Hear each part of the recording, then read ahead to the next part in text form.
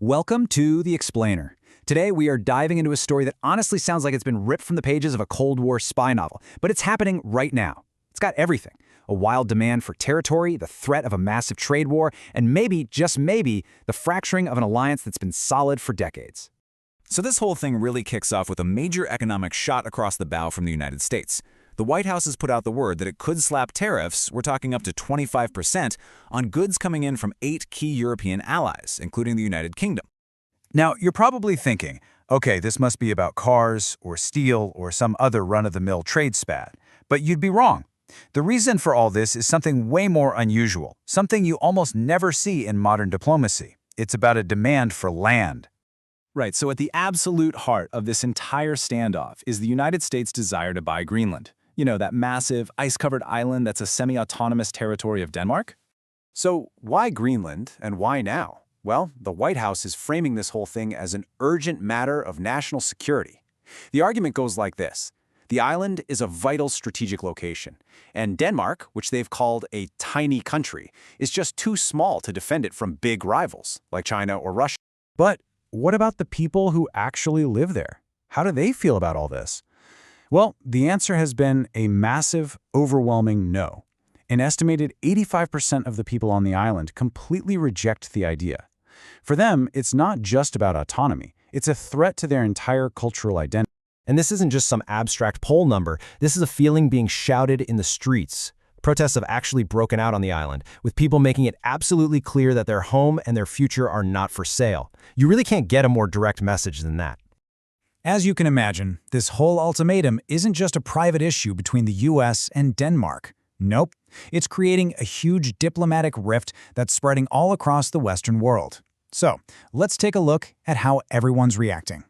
Over in the United Kingdom, normally one of America's closest allies, the government issued a really sharp response.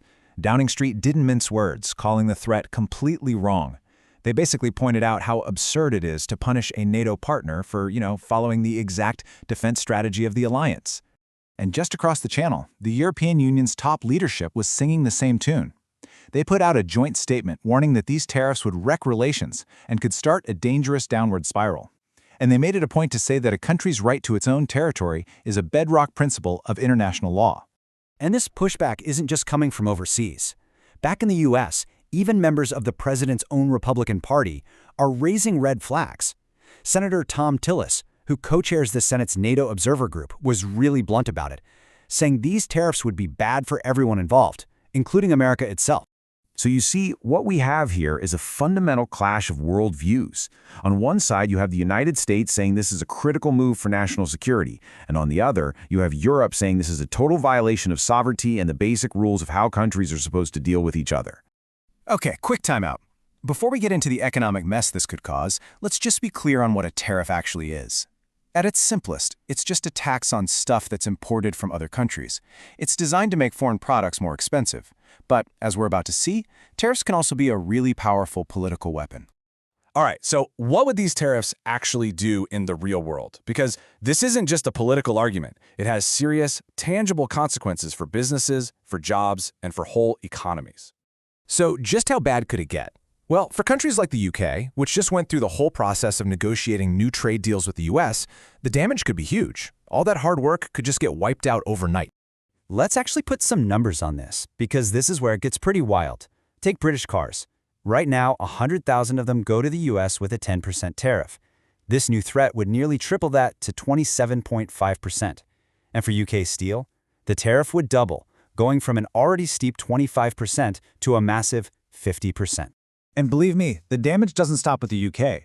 This threat is sending a chill through the entire European business community. It's putting the bigger EU-US trade deal in serious danger, with European politicians now saying they'll just block it. And, maybe most importantly, it sets a really dangerous precedent of trying to pick off EU countries one by one to break their unity.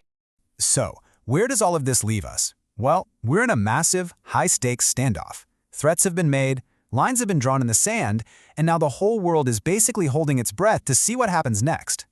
And the clock really is ticking on this. The first wave of these tariffs is scheduled to hit on February 1st. That leaves a super narrow window, just a few weeks, for diplomats to try and talk this whole crisis down from the ledge before real economic damage is done. At the end of the day, this has become about so much more than a simple trade dispute or a real estate deal. What's really hanging in the balance here is the trust and stability of the entire transatlantic alliance, an alliance that has been the bedrock of global security for more than 70 years. And that leaves us with the ultimate question, doesn't it? Is this whole thing just an extreme hardball negotiating tactic meant to force a deal? Or are we actually watching the beginning of a permanent break in one of the most important partnerships in the world? We're going to find out very, very soon.